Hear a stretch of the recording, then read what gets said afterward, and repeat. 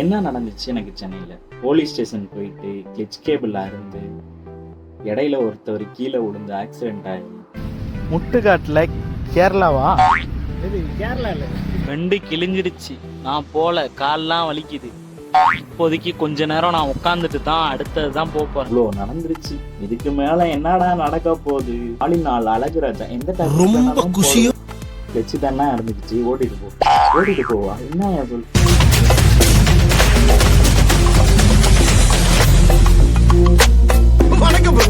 Hello youths, welcome to vibe with us. இன்னைக்கு என்ன பார்க்க போறோம்னா, நம்ம சென்னை கிளம்பி 10 மாசத்துக்கு நின்று கடந்த வண்டியை ரெடி பண்ணி கொண்டு வர போறோம். ஸோ இப்போ மணி 4:05 ஆயிடுச்சு. குளிச்சுட்டு கிளம்பிட்டேன். இப்போ பஸ் ஏறி கண்டினியூ பண்ணலாம். அப்படியே வண்டி என்னென்ன ரிப்பேரு, யாருமே இதே மாதிரி பண்ணிடாதீங்க. இந்த விஷயம் சென்னையில் என்னென்ன நடக்குது எல்லாத்தையும் நான் காட்டுறேன்.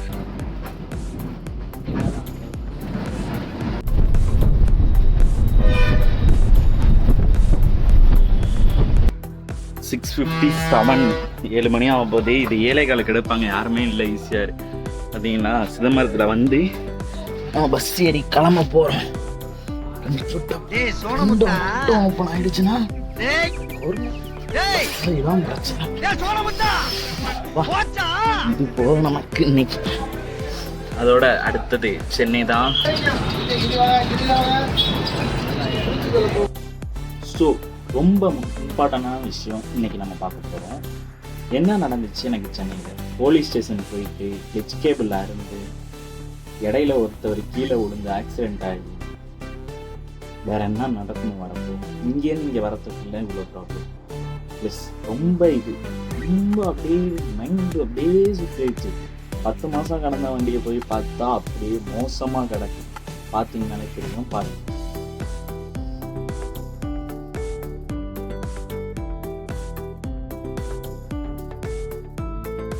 அங்கே போய் கேட்டால் அட்வான்ஸ் கிடையாது, நீ வேலைக்கு அதுவும் கொண்டு போய் மெக்கானிக் செட்டில் விட்டா அவன் 10,000 வாங்குறான். அதையும் பண்ணி சரி மெக்கானிக் செட்டில் கொடுத்துட்டு நான் லக்கேஜ் எடுத்துகிட்டு வீட்டுக்கு வந்துட்டு திருப்பி அடுத்த நாள் காலையில் நான் கிளம்பி போகிறேன். போனால் அங்கே என்ன நடக்குதுன்னா, வண்டி போய் பார்க்கலாம் ரெடி ஆகிடுச்சின்னு போய் பார்க்குறப்போ வண்டி போலீஸ் ஸ்டேஷனில் இருக்குதுன்னு சொல்கிறாங்க. என்னடா நீ வண்டியை மெக்கானிக் செட்டில் விட்ட, போலீஸ் ஸ்டேஷனில் இருக்குன்னா என்ன பண்ணணும் போலீஸ் ஸ்டேஷன் போகிறதுக்கு அப்படின்னு ஒரு கேள்வி வரும். என்ன ஆச்சுன்னா, இவங்க டெஸ்ட் ட்ரைவுக்கு வண்டி எடுத்திருக்காங்க. ஹெட்லைட் டூம் இல்லாமல் சும்மா ஓட்டிகிட்டு போயிருக்காங்க. ஓட்டிகிட்டு போயிட்டா அவங்க என்ன சொல்லியிருக்காங்கன்னா, போலீஸ்காரங்க நிப்பாட்டியிருக்காங்க. தம்பி என்ன பண்ணிட்டாருன்னா, சவுண்டு புல்லட் தானே, சவுண்டு கேட்கல, ஸோ நிப்பாட்டாமல் போயிட்டாரு. திருப்பி வந்துட்டு வரப்போ பார்த்தீங்கன்னா வண்டி சாவியை பிடிங்கிட்டு வண்டியை ஸ்டேஷனுக்கு எடுத்துகிட்டு போயிட்டாங்க.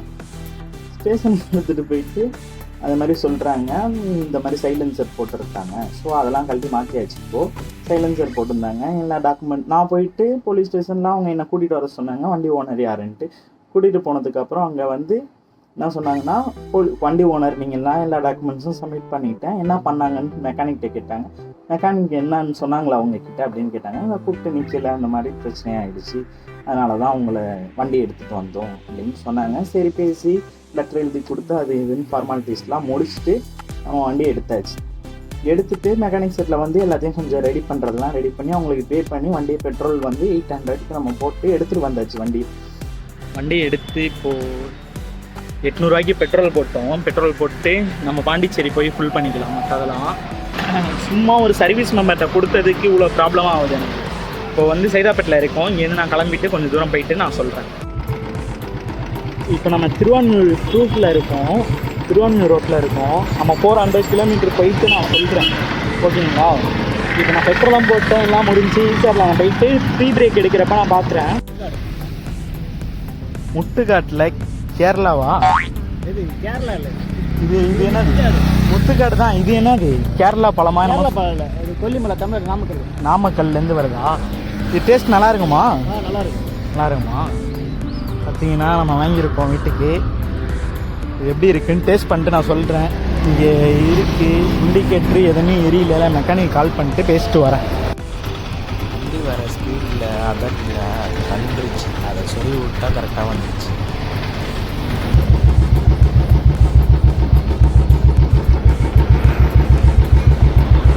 நம்ம பாண்டிச்சேரி வந்தாச்சு. இப்போ பெட்ரோலை போட்டு எங்கேயாவது நின்றுட்டு நான்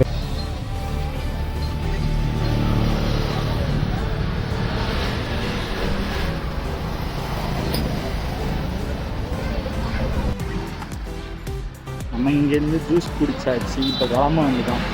அடுத்த ஸ்டாப்பிங் என்னன்னு பார்ப்போமா? அப்படின்னா ஒரு வருதுன்ட்டு.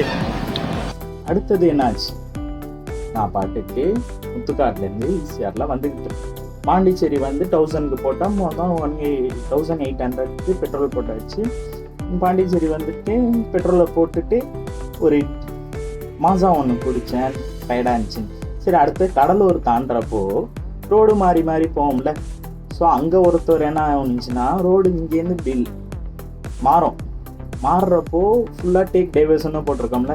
தலைவர் என்ன பண்ணிட்டார், ரோடு இப்படி இருக்குது, இந்த சைடு ஒரு ரோடு, இந்த சைடு ஒரு ரோடு இப்படி போகிறப்போ டேக் டைவர்ஷன்னு போட்டுருந்துச்சு. ரைட் எடுத்த உடனே லெஃப்ட் எடுக்கிற மாதிரி இல்லை, கொஞ்சம் தூரம் ஒன்வேல போயிட்டு லெஃப்ட் மாறணும்.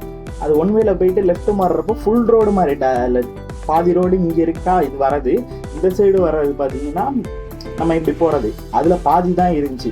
ஸோ தலைவர் என்ன பண்ணிட்டாருன்னா, போயிட்டு அதில் அடிச்சிட்டாரு சர்வல் ஜல்லி, அழகாக ஜல்லியில் விட்டாரு. பின்னாடி எஸ்சிடிசி வண்டி வந்துச்சு, அது பாட்டில் போயிடுச்சு. நான் நிப்பாட்டிட்டு என்ன இதுன்ட்டு வண்டி எடுத்து வச்சு ஆஃப் பண்ணி தண்ணி கொடுத்துட்டு, மனுஷன் பக்கத்தில் தான் இருக்கேன், நான் போயிடுவேன் அப்படின்னு சொன்னார்.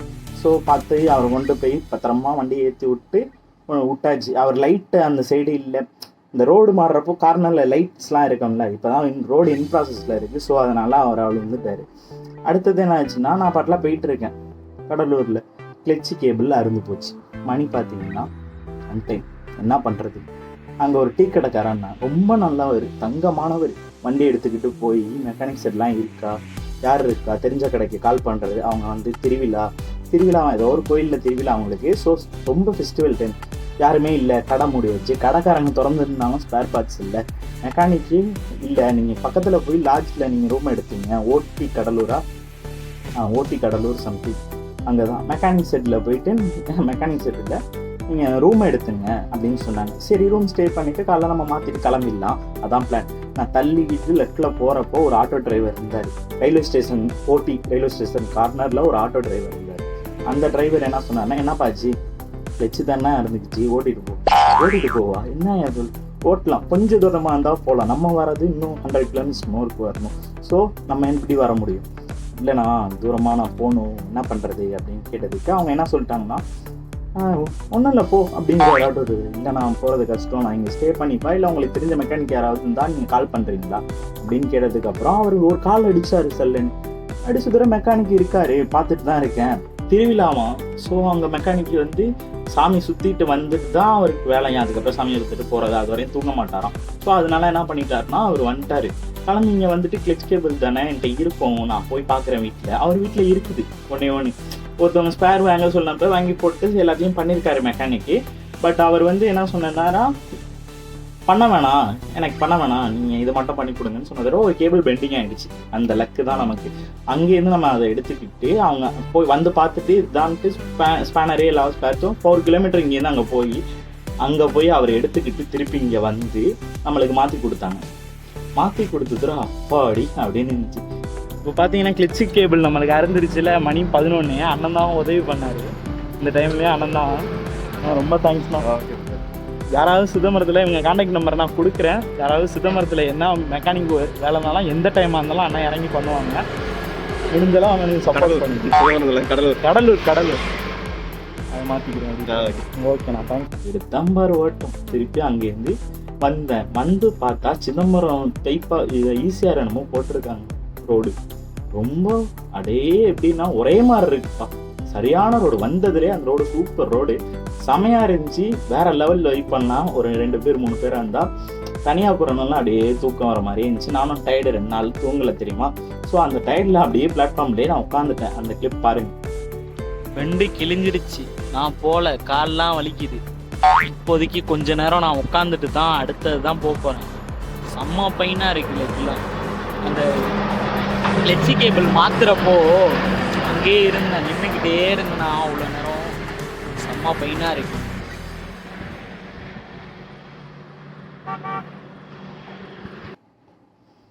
பிளாட்ஃபார்மில் உட்காந்துட்டு ரெஸ்ட் எடுத்துக்கிட்டு அப்படியே போனேன். அப்படியே திருப்பி அடுத்தது வண்டியை எடுத்தேன், அப்படியே கிளம்பி நம்ம காரைக்காலுக்கு வந்தாச்சு. இப்போ தான் ரீச் ஆகணும். ஸோ மணி என்னன்னு பார்த்தீங்கன்னா கரெக்டாக